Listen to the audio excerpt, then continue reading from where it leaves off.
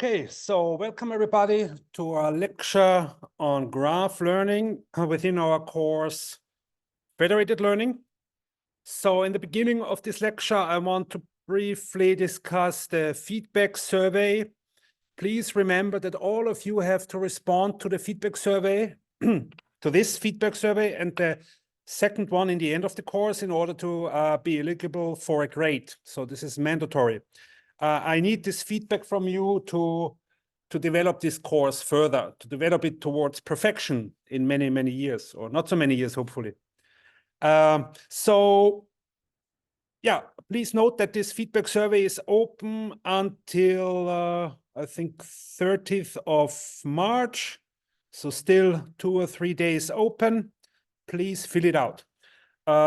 Regarding the results so far, we see that the workload seems okay. So we are now at around half time of the basic variant of the course, which is worth 5 credits. 5 credits translates roughly to 130, somewhat 130 work hours. So yeah, most of you answered the work amount was around 50 hours. So, and actually more answered that it's less than 50 hours than more. So it seems this course is not on the excessive regarding the workload. Okay, then I picked a few relevant feedback. So I asked ChatGPT nowadays to help me to summarize the feedback. And I found these main themes. So one theme was the clarity and organization of materials. Another theme was the assessment and the assignments. Then a burning issue was the mathematical and technical content. And a fourth issue or theme was the course structure and delivery. So I picked now a few relevant feedback and try to cover it or point out how this could be resolved. So one was cool if the lecture notes would be available, would be complete from the start, because I would not lose my annotations in the PDF. So some of you download the lecture notes and annotate the PDF. And then, of course, when I find some improvement and update it, so you lose the annotations.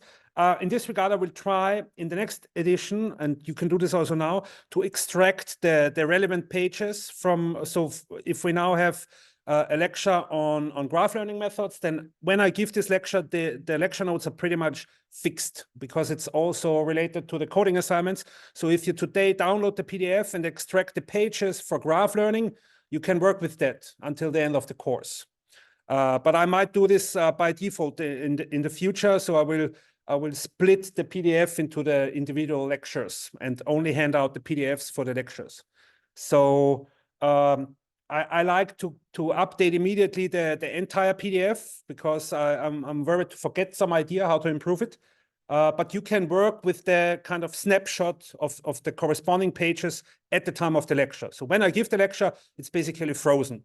And whatever arises then from whatever misunderstandings or confusion arises because I changed the lecture notes afterwards, it's my liability. So you then come to me in the review sessions and point out this to me. And I will be generous and rectify any lost points due to misunderstandings, okay? Then another comment was the linear algebra and the equations, hard to remember the abbreviations. In this regard, I want to point out that in the beginning of the lecture notes, I have actually a list of symbols. So if you didn't see this yet, there's a list of symbols in the beginning of the lecture notes. And in the end, I also provide a glossary. So there's a list of symbols in the beginning and a glossary in the end. And this is pretty stable. So also if you extract these from the PDF, these pages, you can work with the list of symbols during the whole course. So this should help you to remember the abbreviations. Okay, another comment was reading the lecture notes is not fluent because of the many references. Yeah, I like to use a lot of references to relevant equations before, because somewhat I like this more technical, dry style of mathematical text. So yeah, but let's ask here, how many of you like less references in the math text? Okay, I would say this is somewhat 50-50. Some people really like to precisely always refer to their previous equation 2.5, and others don't like it because they still remember what was happening in the equation before. I'm tending to forget. So I want to, when I start reading a math text, even in the middle, I want to have immediately a navigation through the math text. That's why I make heavy use of references, but to some extent, this is a matter of taste. So some don't like it. I will try to improve it and include also more discussion beside the references. So try to remind the reader what this reference was about, like this was an upper bound, or this was an equation about this and that. Okay, then another comment was the lectures are kind of scattered. Also wish we had proper slides for the lectures. Yeah, so how many of you would prefer slides instead of my handwritten sketches? Raise your hand. So I guess this is also a matter of taste. So some students really like lecture slides also, but in my course, the idea is to have the lecture notes as the key material, and that you annotate the lecture notes. But of course, I understand if I permanently update it, then these annotations of the PDF might not be so convenient. So I might improve this by only sharing now the lecture-wise PDFs. Okay, then another comment was hard to read the lecture notes since it is hard to. Okay, this was basically redundant, or I copied it twice, or ChatGPT copied it twice. The last comment here was the lecture notes contain many links leading to earlier concepts. Okay, this is also related to the references before. Yeah, then some example feedback regarding the assessment and assignments. Unclear instructions of the assignments. Having 2 assignments per week is a bit challenging. It would be nice to have a bit more instructions. So there was many feedback regarding, or many feedback. There was this message that the assignments are challenging because there are some tasks are unclear, or there's some ambiguity. And I must say I would say this is not a bug, but it's a feature, because those of you who are pretty sure and have a good grip on the topic might get through even with these unclear assignments. And those who are not so sure might lose points accidentally. But again, I'm happy to rectify any lost points in the review sessions where you explain your solutions. So this is kind of also for me a safety net for quality insurance, so that I'm sure that that you can explain what was wrong, why did you answer wrong and lost points. And if you can convincingly explain this to me and explain the correct solution, I will give you the points.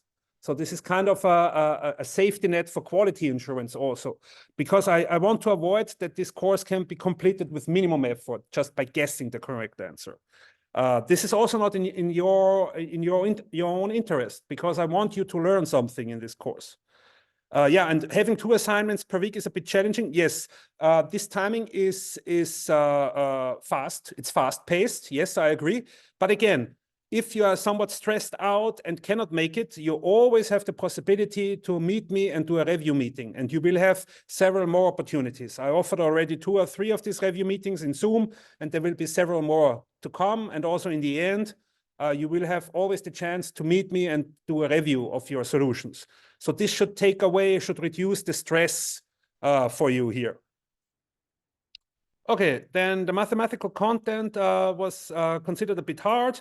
I must say, yeah, in the lecture notes, I go more into detail. I go way deeper in the mathematical analysis than what I talk about in the lectures. The lectures is a high-level summary of the lecture notes, and also in the quizzes and assignments, we focus more on the practical aspects, on hands-on skills to implement stuff.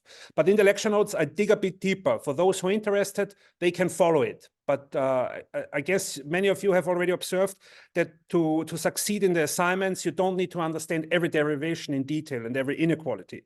Yeah. Then, yeah, I also want to point out that it was... yeah, here the student feedback mentioned I expected a more introductory level hands-on federated learning course. And in this regard, I must say I have tried to clearly indicate that this is not a bachelor level course, but we require really that you have a good grip on bachelor level mathematics, linear algebra. So this is a more master level course, or towards PhD students who might find the federated learning techniques useful for their research. But I will try to make this even more clear in the prerequisites in the next course edition. Okay, then some feedback regarding course structure and delivery. I feel like the lectures are kind of scattered. Also, wish we had proper slides for the lectures. Yeah, again, the slides is a bit of matter of taste. I will try to develop the lecture notes so that you can use them as slides and annotate them. I will also try to annotate them in my lectures. The lectures, I try to have a very firm lecture schedule. Some of them are remote, which is of course due to my traveling also. And some of them are in different lecture halls. So if this was meant with scattered, there's not much I can do about it because I get assigned the lecture halls by the big lecture assignment people who do this for, don't know, hundreds of courses for all over Aalto. Then some concern about my handwriting. I will try to improve that. And the GitHub repository could be better organized with using numbers or a number enumerating the assignments. Yeah, we will try to do that also. Okay, just again to remind you, please submit your feedback answers until 30th of March. Any questions at this point? Also in Zoom, in the Zoom chat, please post any questions.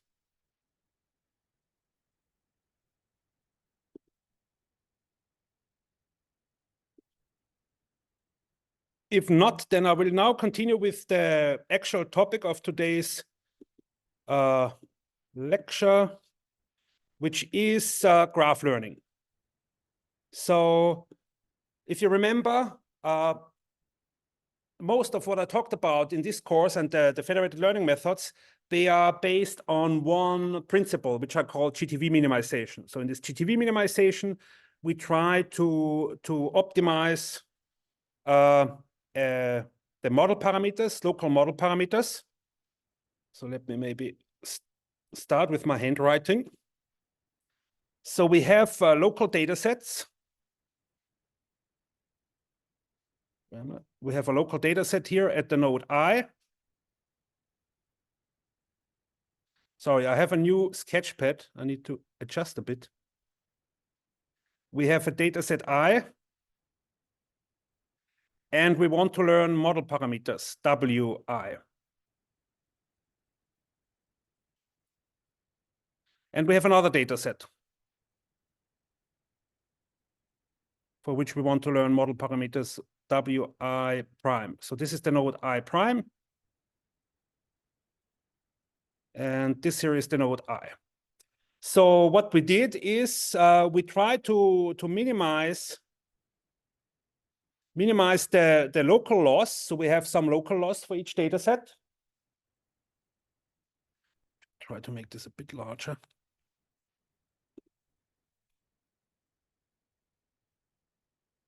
We try to minimize a local loss function.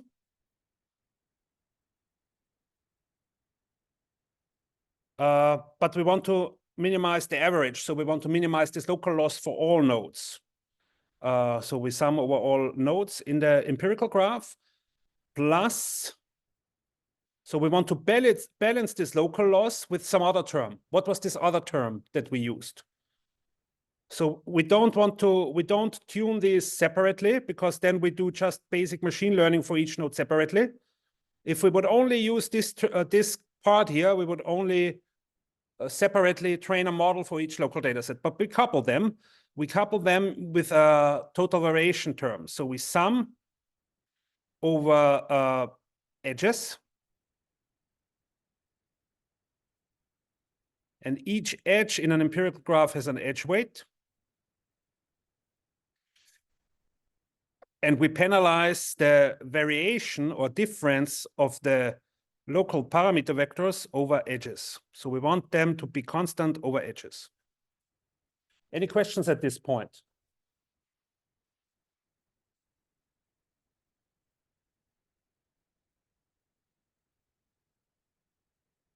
So that's what I call GTV minimization. I have a button here also.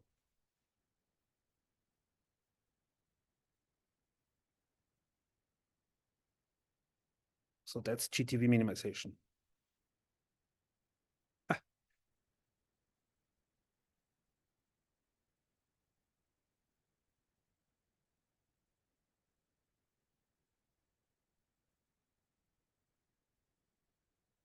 Okay, and today we study methods that allow to learn these edge weights or the edges of an empirical graph.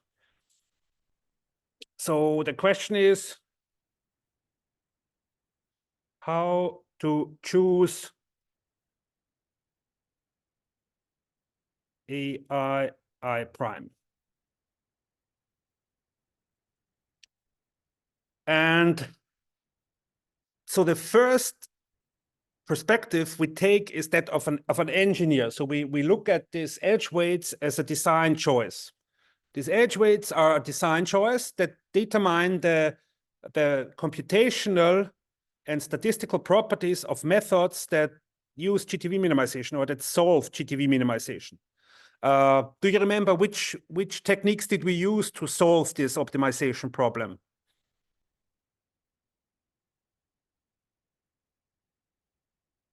How can we solve this minimization problem?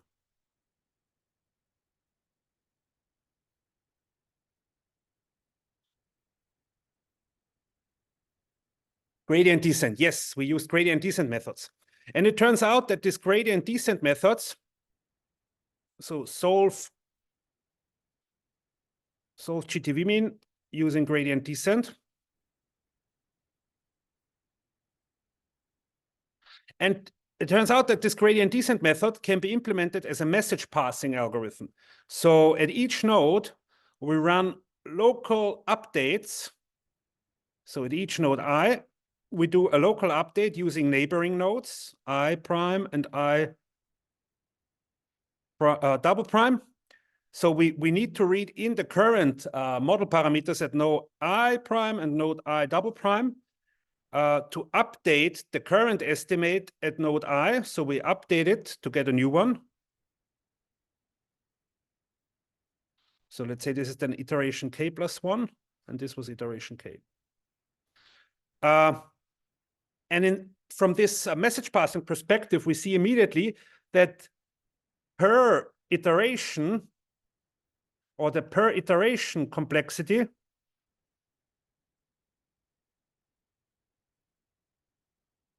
is proportional to number of edges.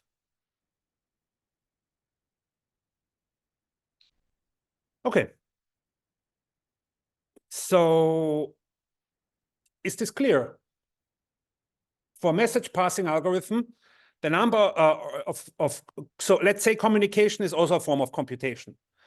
So we need to communicate and to compute on the order or the number of computation and communication steps or operations scale with the number of edges. And that's why we typically want to use sparse graphs with few edges. So what's the sparsest graph you can think of?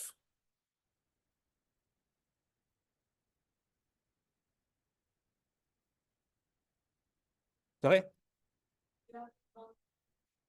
One? Well, it depends on the number of edges. So what's the smallest number of edges you can have in a graph?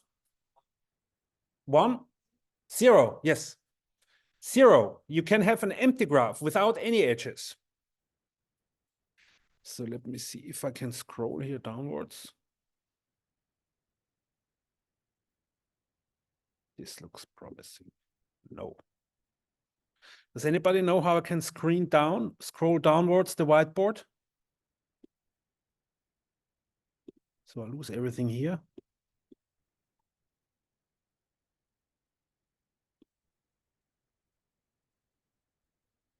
Yeah. Know your Zoom whiteboard. Okay, but why do you think we should not use the empty graph? So we could have 3 nodes again and no edges. So there's no computation going on.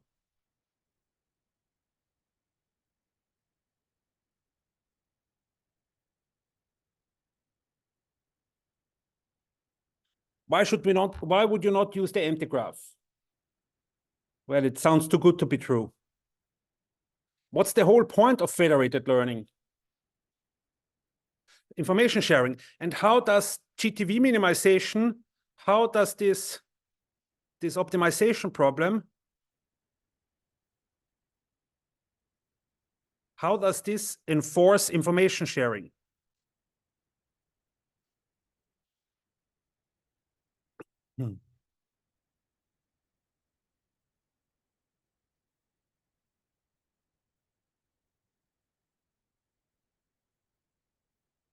How does this enforce information sharing?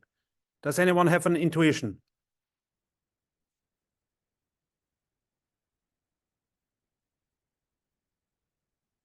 Yes, that's the effect that we want. So we want to learn. So let's call the solutions of this W hat. W hat I is a minimizer.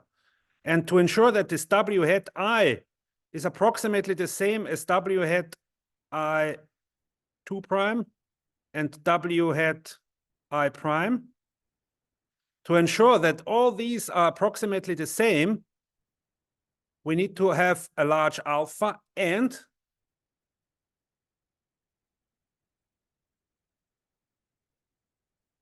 edge weights should not be to 0. So if would it be enough if we have one non-zero edge here?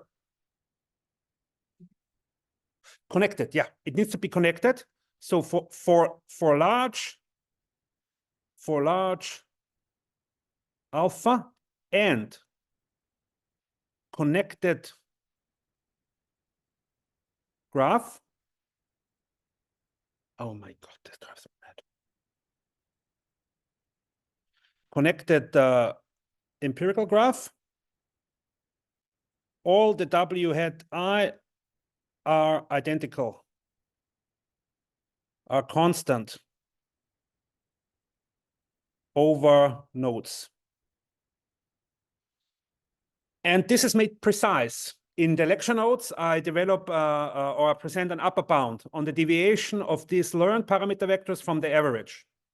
And there you have a precise formula that tells you how much is the deviation in terms of alpha and in terms of the empirical graph, or the connectivity of the empirical graph. Does anyone remember how the empirical graph or how the connectivity of the empirical graph enters into this upper bound?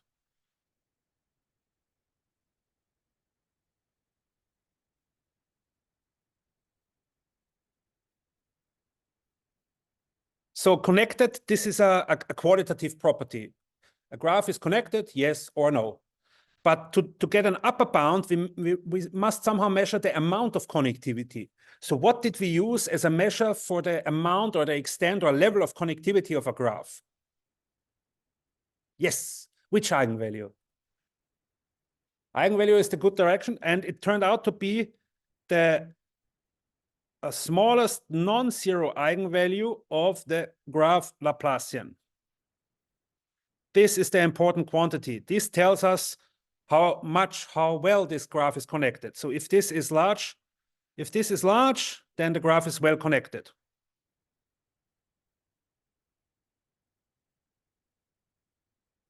And in turn, the deviation or the variation of the learned parameter vectors is small. Okay. So we're now moving towards some design criterion. It seems that we want to have a graph for which this lambda 2 is large. On the other hand, remember from previous, the per iteration complexity, computational complexity, per iteration, where's the rubber? Here.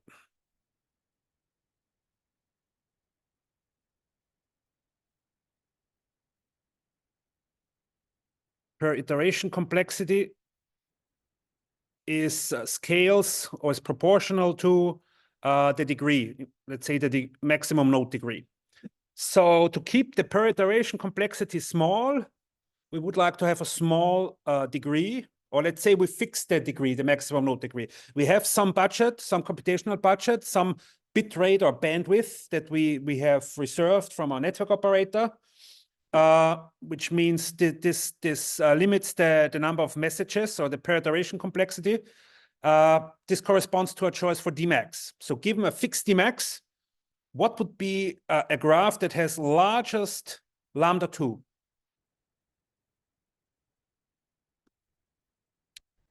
So does anyone of you know the solution to this optimization problem? So the graph learning problem here is fix Dmax and maximize lambda 2. So which graph solves this optimization, or let's call it a graph learning problem? Which type of graph?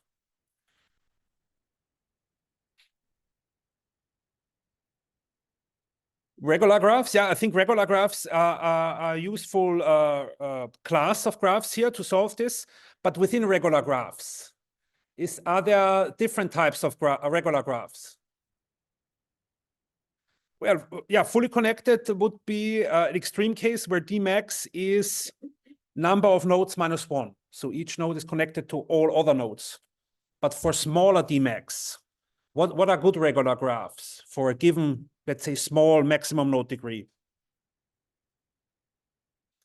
So I don't know the solution exactly, but as far as I understood from the literature, there's something called expander graphs, which seem to be optimal or close to optimal in this regard. So for a given node degree, these are the regular graphs with the largest lambda 2, and we want to have large lambda 2 because they enforce large lambda 2 enforces that the solutions of this GTV minimization problem is approximately constant. And this is equivalent. So forcing the parameter vectors to be constant is equivalent or dual in some sense to pooling the local data sets together. And that's why we want to do federated learning. We want to share the information of all the local data sets. The most trivial raw way to do this would be store all the local data sets on a hard disk and pack them in a truck and drive them to me. So I have it on my laptop. But instead, we do it via distributed optimization methods that solve this GTV minimization problem. And these optimization methods might be implemented over a wireless network. Okay, so any questions at this point?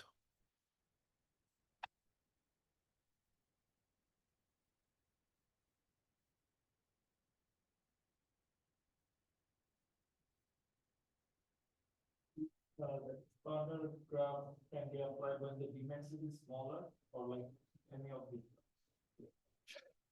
There are some restrictions for this, for Dmax, for the regime of Dmax, where this optimality of expander graphs is so where the expander graphs are optimal, but I don't know the details. So I'm not an expert on expander graphs, but I can try to find a literature on this if you're interested in more details about expander graphs. Okay, but yeah, the construction and the precise, so the theory of expander graphs is clearly beyond the scope of this lecture. And I strongly suggest to look out for courses offered by the math department on graph theory. I guess might not be too surprised if there are courses devoted entirely to expander graphs. Okay, but yeah, what other construction could you think of when you fix Dmax and you say, I want to learn a regular graph with a given maximum node degree, and you don't know anything else about the structure, but you want to maximally exploit this budget. So this budget, computational budget, allows you to have, let's say, a regular graph with each node degree equal to Dmax, and you want to place as many edges as possible because you want to maximize the connectivity of the graph. So can you think of a very simple scheme or random scheme how to do this?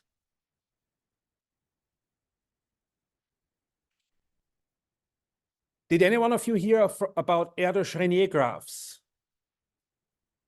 So this is among the most simple models of constructions for graphs. And the idea is you look at one node I and all other nodes. So if the entire empirical graph has n nodes, how many do you have here for the other nodes? N minus 1. And then you connect this node I, you place an edge between this and any other node by flipping a coin. So based on the realization of a random variable. So the probability that you have an edge, so I, and call this I prime, this other node, I prime is an edge, is some given parameter. Let's call it PC, a small probability. And if you choose this probability as D max over n, then on average, you will have here D max edges. So you will have a degree of around D max. And of course, this is only approximately true. And what do you think, or what is your guess? Which type of mathematical tools could we use to make this approximation, or to bound this approximation error? So what kind of results can we use to get an estimate of the total number of edges that we end up here connecting I to, if we connect node I with any other node with an IID variable, with probability, with common probability PC. And you need to count the number of edges. So this is equivalent to counting or computing the sum of Bernoulli variables. So for each other node, Bi prime, we have a Bernoulli variable. And if this is one, we place an edge between node I and I prime. And counting the total number of edges connected to node I is then this sum here. So we have a sum of IID random variables. And this, of course, converges to the expectation. If we normalize it, we need to normalize it. We have n minus 1. So this is the expectation. This converges to 1 over n minus 1 times the expectation of Bi prime for any I prime, because it's the same, they are IID. And this is, so when we choose this here, we plug it in. The expectation is D max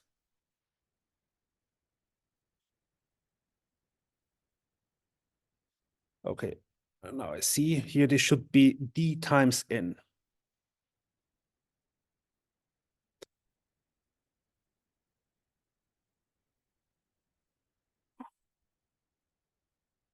Oh, my mistake. For compute the sum, this is N minus 1 times the expectation. So we have here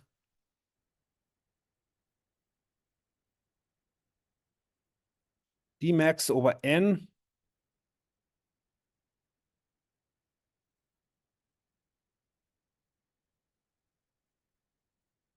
times N minus 1.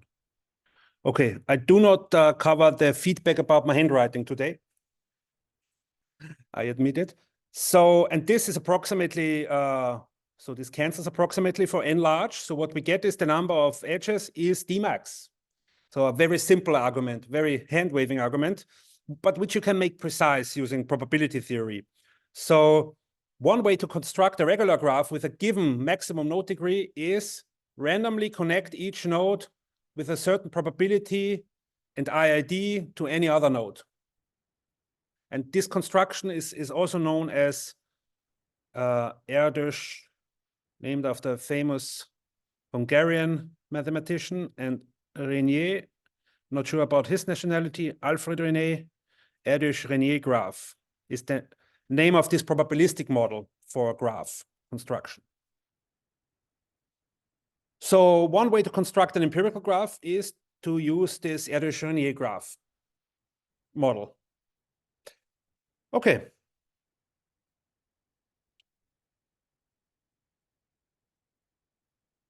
Good.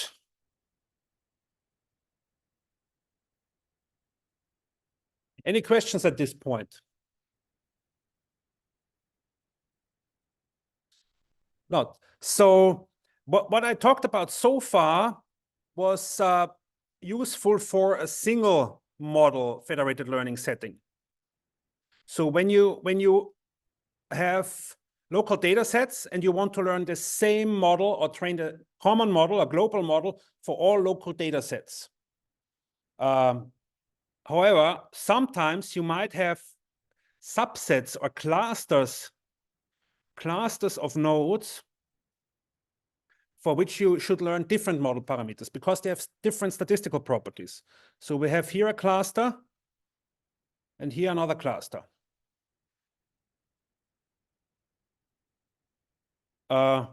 And then the question is, I mean, then you cannot apply this Erdős-Rényi construction anymore. This Erdős-Rényi construction treats all pairs of nodes the same. So there is no distinction. There is no structure or no hint that there are certain nodes that are more similar than other nodes. So this, what I talked about before, Erdős-Rényi graph is only useful if you want to learn the same model for all local data sets.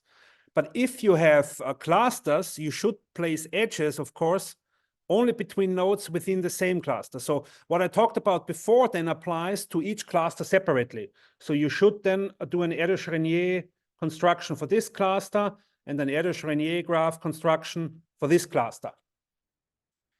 But now the problem is you don't know the clusters. You don't know the clusters per se.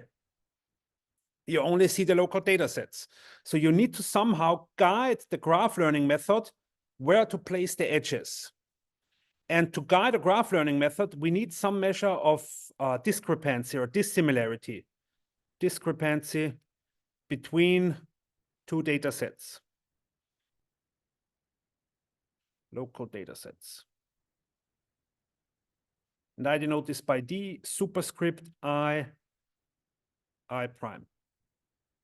So for example, I have a node I here, which has also a local data set, and I have a node I prime here, which also has a local data set. And I want to measure somehow the discrepancy or dissimilarity between these two local data sets. So let me zoom in. We have here a local data set, node I prime is an entire local data set. And we have here another local data set.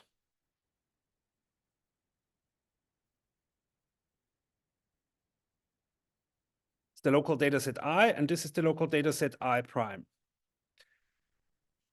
So how would you measure the discrepancy or dissimilarity between two local datasets? Do you have any intuition or any suggestion? How could we measure the discrepancy between two local datasets?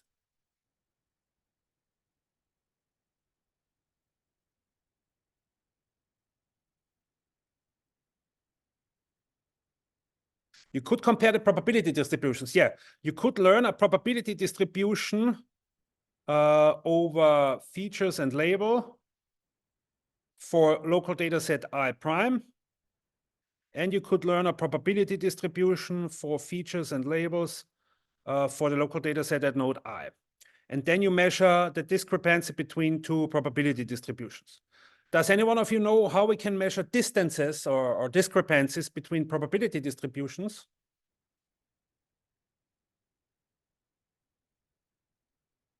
Have you heard about Kullback-Leibler divergence? Yeah. So this is one example. Compute the KL divergence between these two distributions, and you get a measure, a discrepancy measure. So we have already a first one, although we need to really flesh out the details. So how would you measure? How would you measure? Or you don't know the probability distribution, so you need to estimate it. You need to use some estimates for the probability distribution, and then compute the KL divergence between the estimates of the probability distribution. So does any one of you know a useful method to estimate probability distributions? How would you measure a probability distribution?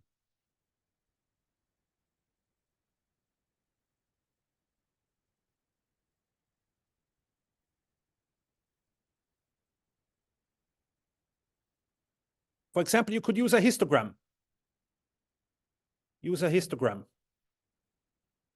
This you can do in any case, so even for non-parametric probability distributions. But let's say this probability distribution is parameterized by a mean vector, for example, by a mean vector mu. And what you could then do is you could estimate the mean using a sample average for data set I prime, and you could estimate the mean for local data set I. And then you compare the mean vectors. But this is just one example. What other parametric probability distribution do you know?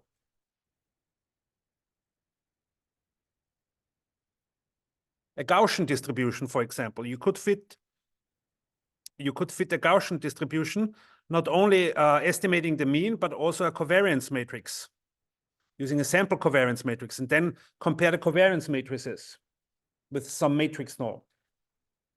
And you will try out in the coding assignment different parametric models and estimate the model parameters and use the model parameters to measure Euclidean the Euclidean distance between the estimated model parameters as a discrepancy measure between local data sets. Okay. And this, yeah, are there any questions regarding this idea of fitting a probabilistic model? So the idea is fit a probabilistic model, which means a probability distribution for data points that depends on some parameter, again, a parameterized model. So fit probability distribution, which means you estimate the parameter vectors of this probability distribution. And you do this for each node. So you get then one parameter estimate for node I and one parameter estimate for I prime. And as soon as you have vectors, numeric vectors, you can compute Euclidean distances. And then use the Euclidean distance between those two as a discrepancy measure. Okay, but this is, of course, a special case of a more general approach.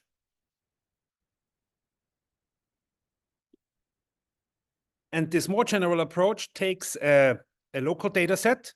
So this local data set will be in the assignment weather measurements from an FMI weather station in Finland.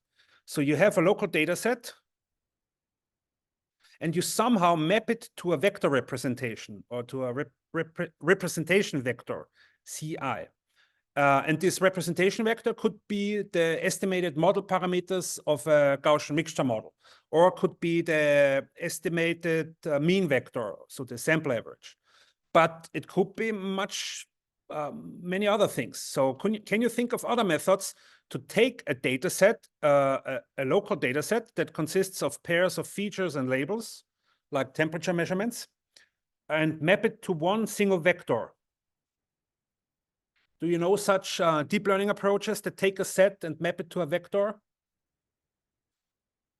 My wild guess is if you Google set to vec, you will find some recent research. I'm pretty sure people have tried this out.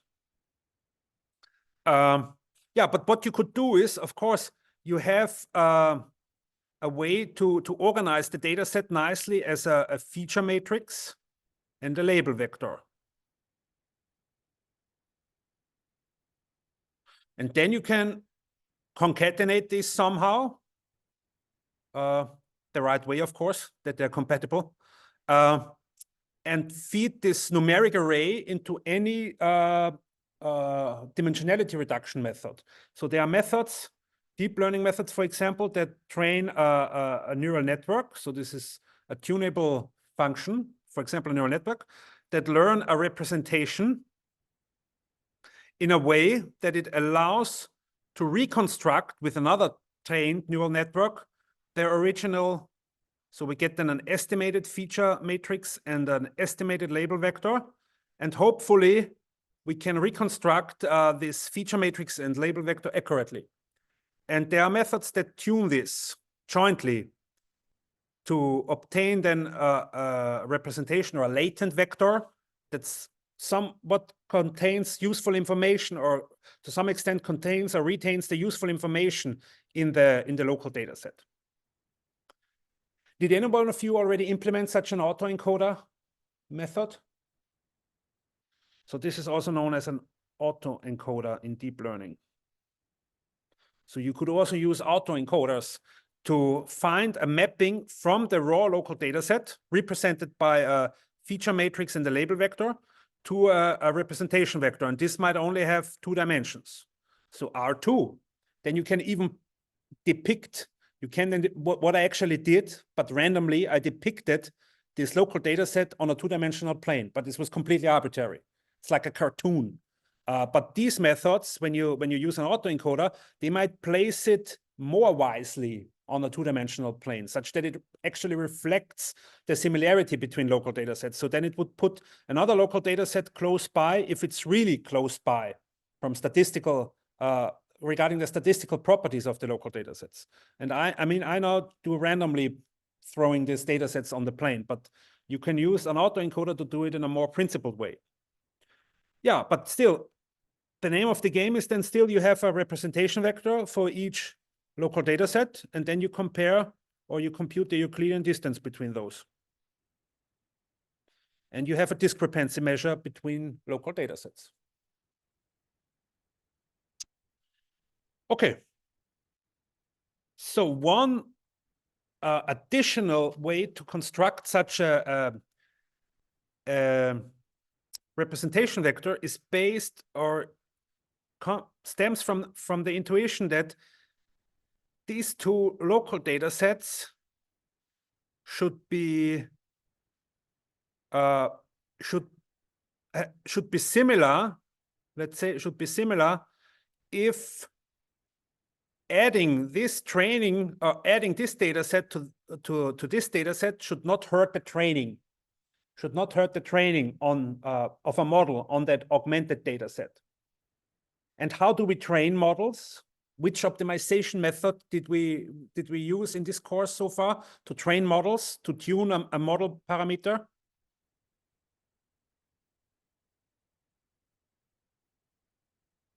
What's the only class of optimization methods I talk about in this course?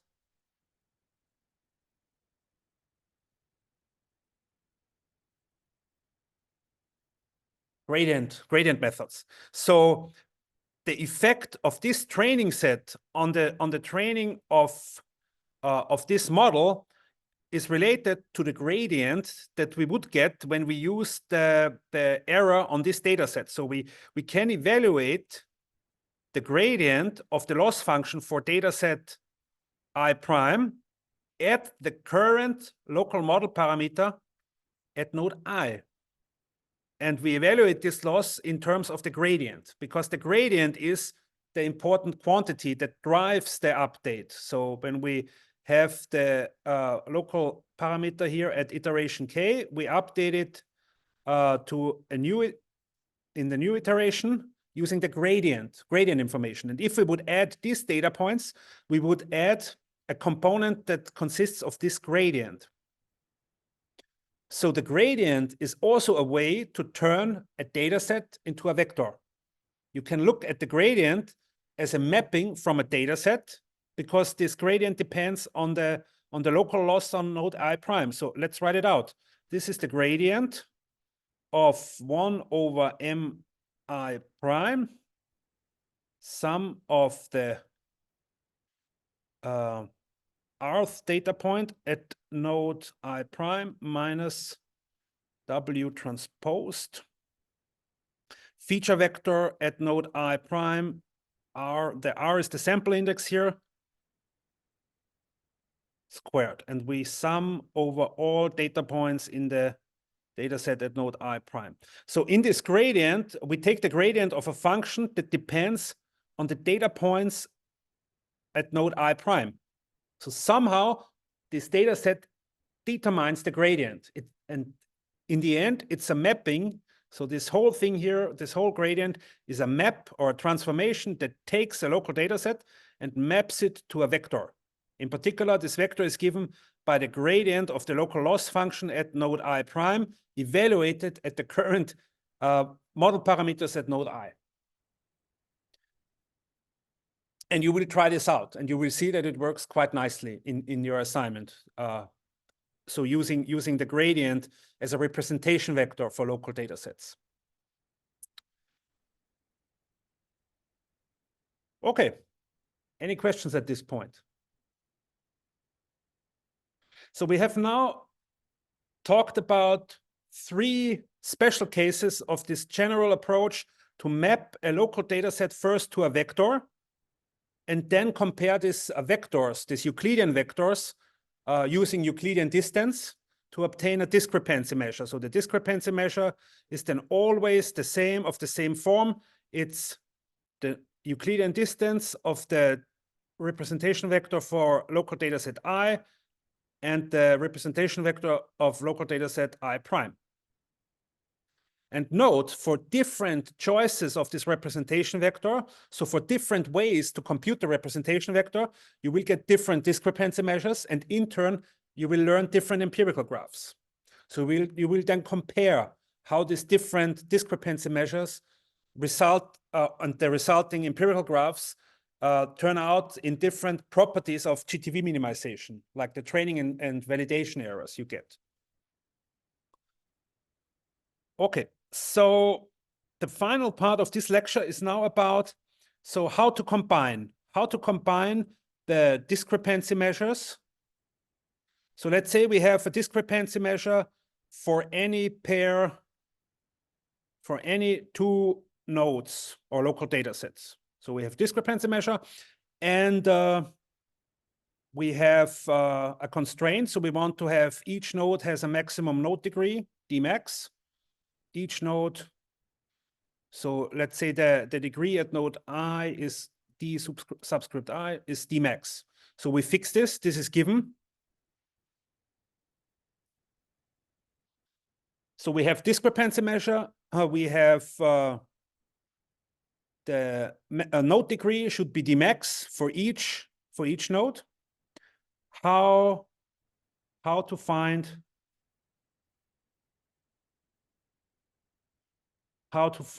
the edge weights.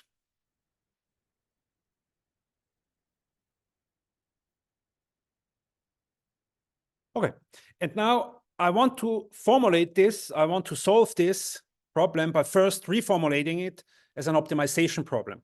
So it seems natural to choose these edge weights as a minimizer of this linear form, which is sum over all pairs of nodes. We sum over all pairs of nodes because we don't know the edges. We want to learn the edges.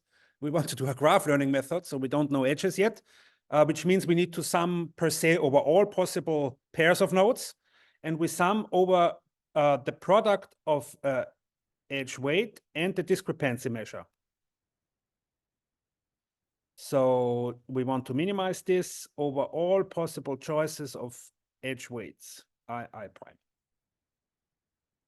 Okay, so far so good. Yeah, this is minimized trivially. Yeah, what we want to have is, of course, we need to specify what type of values should these edge weights have, and they, of course, should be non-negative, so they should be larger or equal to 0. If we would only use this constraint, this would be minimized trivially by the empty graph again, because if we choose I prime 0, then this is a minimum. Because this quantity, yeah, typically we use discrepancies which are non-negative. So this whole sum is non-negative, and the smallest non-negative value there is 0. And we can achieve 0 by choosing all I prime 0. But again, as I said in the beginning, we don't like the empty graph because we want a good amount of connectivity to do collaborative learning. So what we want is, for each node, we want to have the sum over the neighbors or the edge weights that connect to other nodes. So we sum over I prime, and we want this to be Dmax for all, and this here is a constraint or an ensemble of constraints for all nodes I. So for each node I, we have one additional equality constraint. So how many of you took a course on convex optimization or optimization in general? Yeah. So this is a linear optimization problem, or convex linear optimization. Linear optimization problem, which means a linear objective function and linear inequality constraints. Okay, so we force AI prime to be non-negative. AI and I prime should sum to Dmax for all nodes.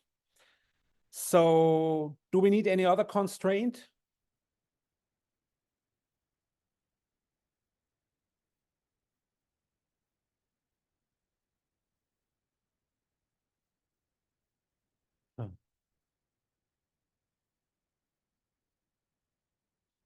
Well, it could happen then if we only do this constraint, then the solution would be to place very few edges with very large weight. So to have very large weight, very few large weight edges, but we actually want to have many edges that are distributed more uniformly over the graph or between the nodes. So we also add the constraint that I prime cannot exceed 1. So these values of the edge weights are normalized. So to avoid any degenerate solution, which would put all the edge weight or this maximum node degree on a very few edges which have very large weight. And this would hurt, in general, this would hurt lambda 2. Overall, the goal is to have a large lambda 2 of the empirical graph. And in order to achieve a large lambda 2, we typically need also this constraint. We cannot let the edge weights become too large individually. Okay, did I forget anything? So we have now compiled a nice, cute little linear program as a formulation of graph learning. So are you happy with this? Is it cool to formulate a learning problem as a linear program? Can we solve linear programs efficiently? How would you solve a linear program? Do you know any generic optimization algorithm? Simplex method, yes. What other method that we talked about in this course? A linear function is a special case of a convex function. It's a differentiable function. The objective function is differentiable. We just have constraints. So how could we handle constraints in gradient descent methods? Sorry?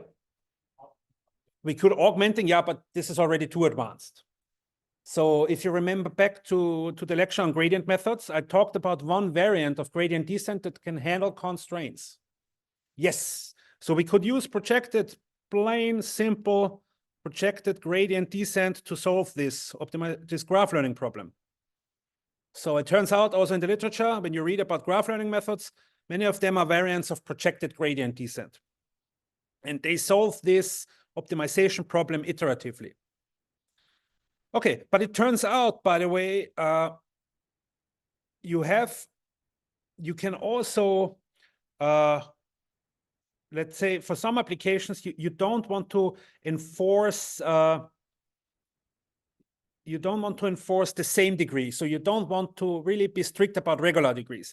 In general, there's nothing wrong with requiring regular graphs that have where each node has the same degree, because per se, why should you make a difference? So all nodes are equal, so all nodes should have the same degree. That's what kind of one motivation or justification for this uniform constraint, that all nodes should have the same degree, Dmax. But you might have some domain knowledge, or for some applications, you might not be really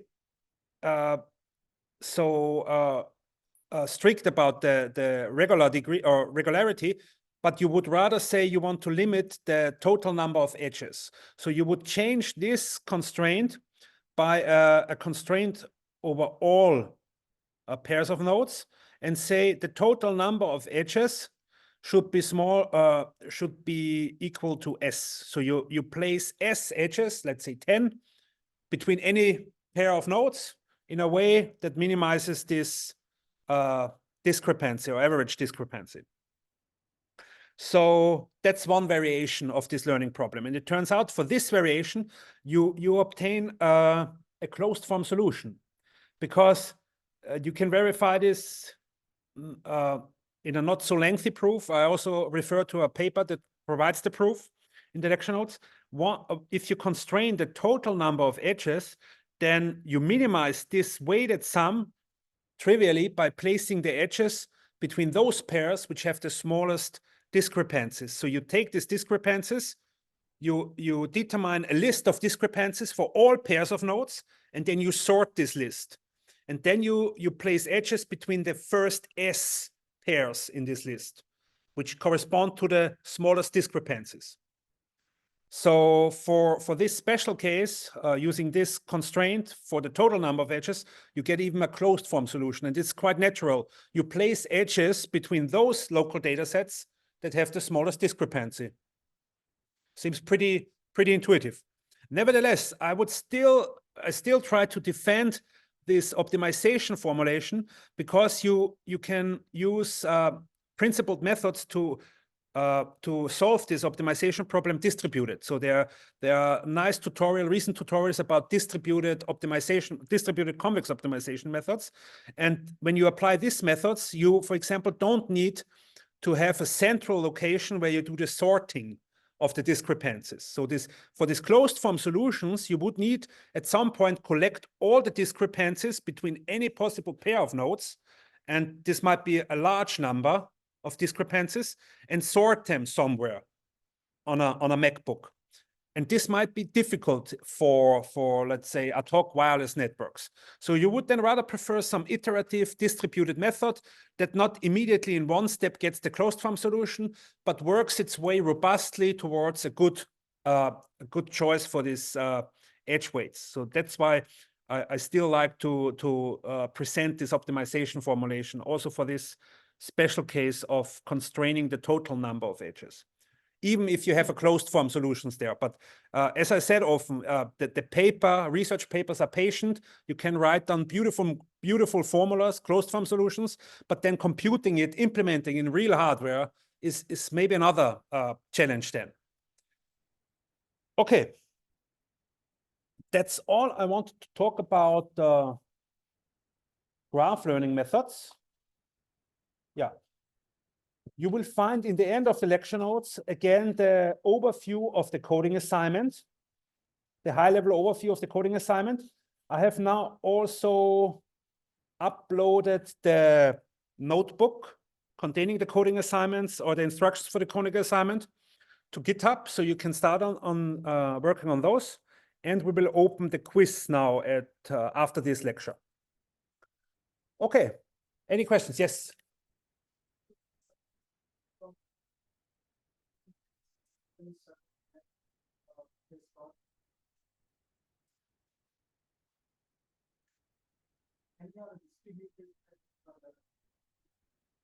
Yes. So there are recipes for how to solve this optimization problem only by message passing. So there's this quite widely cited tutorial, distributed optimization and learning by Stephen Boyd from Stanford and co-workers, who gives a beautiful description of how you can formally distributed optimization methods for such linear optimization problems. Yeah. If you run them long enough, they will converge to the optimal solution.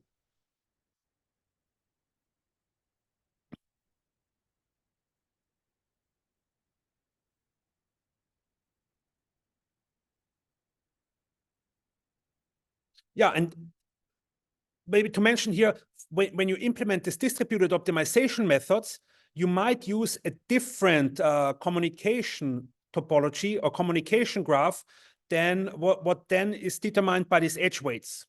So the optimization algorithm might run over a different graph than the empirical graph.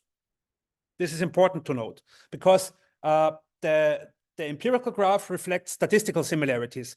But for solving these optimization problems, you need to use the connectivity you have that is available by your computational infrastructure, like Bluetooth connections. And this might not always reflect statistical similarities. So there might be somebody in Austria having a very similar data set to me, but at the moment I don't have a Bluetooth connection with that person. I only have Bluetooth connections with you, potentially. And this is possible to use a distributed communication graph for solving for learning a graph that is then used for GTV minimization. Okay, any other questions? Yeah, if not, then thanks for the attention and see you on Wednesday.